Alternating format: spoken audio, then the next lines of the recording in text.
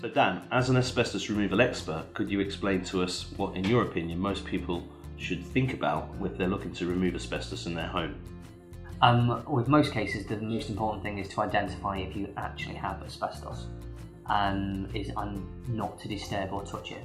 If you're considering doing some work around the house and you suspect that you may possibly have asbestos, then the best thing to do is call someone like ourselves. We can come out, identify it, and we can find out what we're actually dealing with. If it's not asbestos, you can go about your work in the way you need to. If it is, then you need to start to plan on how you're going to actually effectively do the work. And what are the actual dangers if it is asbestos? Well, obviously, there are many different dangers as being highlighted in the press. However, the basics of it is, once it's disturbed, you'll have a fibre release. That fibre then, if it's inhaled, can become very, very hazardous towards yourself. The problem with this is it can't be identified for up to 15 to 20 years before it has an effect. So you may have a problem but never know for some time later. And that's with diseases like asbestosis? Asbestosis, cancers, you'll have lung diseases, all triggered by the asbestos fibre.